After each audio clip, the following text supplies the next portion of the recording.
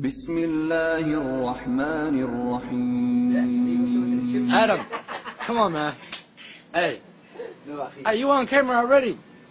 Come on, come on. Show them this. How you doing, brother? Assalamu alaikum. Hey, can I hear that again? Adam, please. Come on, man. Nah, brother. Nah, man. Alright, I got you next. أعوذ بالله من الشيطان الرجيم بسم الله الرحمن الرحيم حاميم والكتاب المبين إنا جعلناه قرآنا عربيا لعلكم تعقلون وإنه في الأم الكتاب لدينا لعلي حكيم أفنضرب عنكم الذكر صفحا أن كنتم قوما مسرفين وكم أرسلنا من نبي في الأولين وما يأتيهم من نبي إلا كانوا به يستهزئون صدق الله العظيم وبلغ رسول كريم ونحن على ما قال مولانا ومصطفانا من الشاهدين السلام عليكم ورحمة الله وبركاته. One little personal incident about what I mentioned, about people's past, a personal experience that I had. I was at a masjid where I was leading the prayer.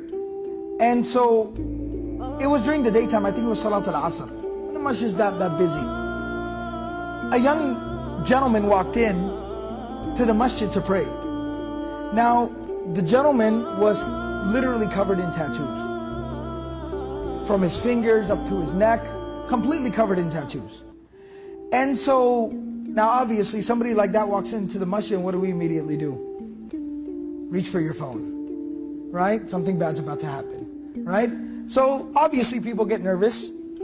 So we were actually walking in for the prayer. The iqamah was being called. I said, Assalamu alaikum. He said, Wa alaikum assalam. We went in and we prayed. After salah, I turned around. I said, first time I had ever seen him there at the masjid. I said, Assalamu alaikum, brother, never seen you before. He said, I just moved to the area just last week. And so I just found the masjid. I just got a job. I just found the masjid. And so thought I'd come pray after work. And he was still in his work uniform. So I said, okay, mashallah, welcome. And so then I started talking to him. Where are you from? Where'd you grow up? What's your name? Started getting to know the brother. And he starts talking and talking, and he starts telling me his story, kind of his story. And he says that he's actually he's of Thai background. Eastern Asian, Thailand. His folks are from Thailand. He's of Thai background. And he tells me that his uncle was really caught up in the crime ring, in a lot of drugs and a lot of crime where he grew up. In California, his uncle was caught up, he was like a gang leader, he was really, really bad, involved in a lot of horrible stuff. A lot of crime, a lot of bad stuff.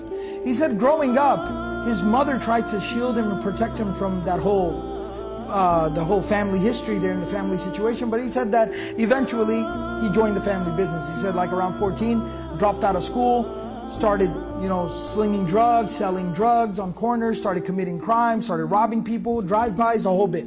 Got involved in the whole scene. And he said, by the time I was 23 years old, I'd already been to prison twice. Horrible life, just crime all the time. And he said, when I was 23 years old, I was arrested for the third time. Now in California, they have 3 strikes. And you're in jail for life. That's it. You're done. So he said I was arrested for the third time, and he said I was sitting in jail at night.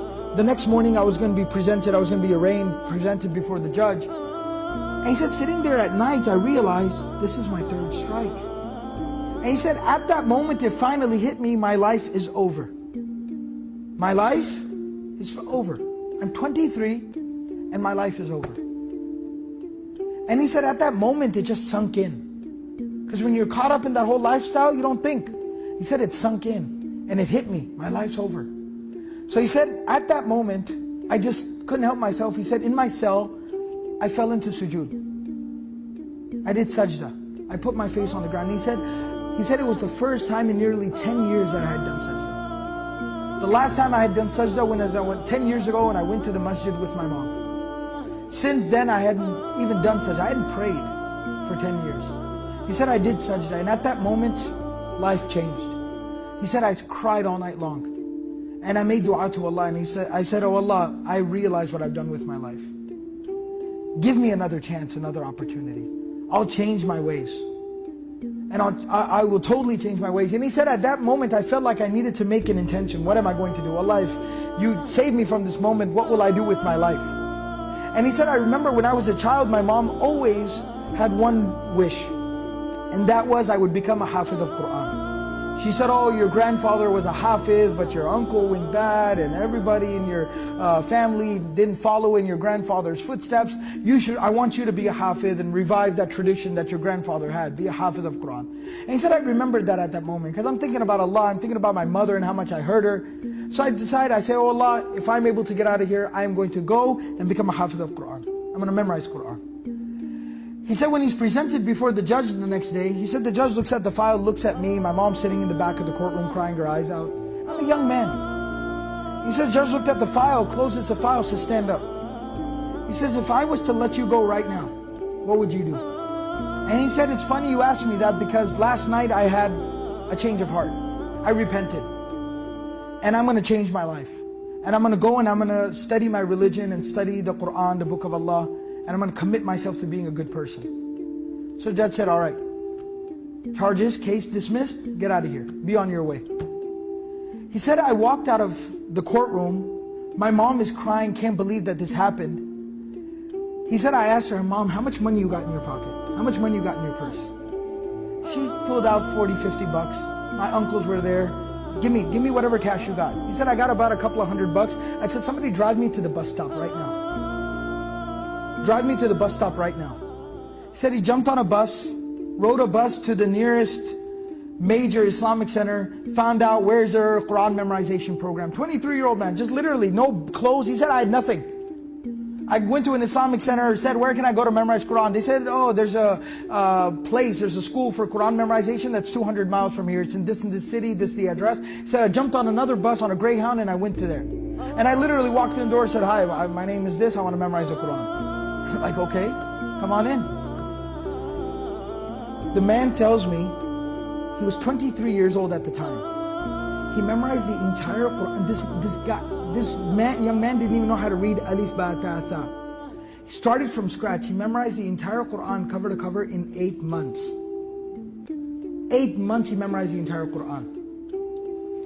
I've had him lead prayer. I've heard him read. Beautiful recitation. Knows his Quran.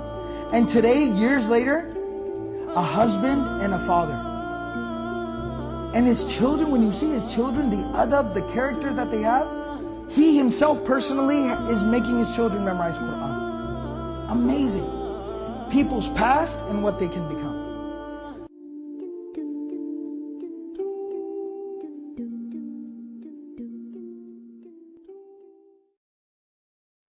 وذكر فإن الذكرى تنفع المؤمنين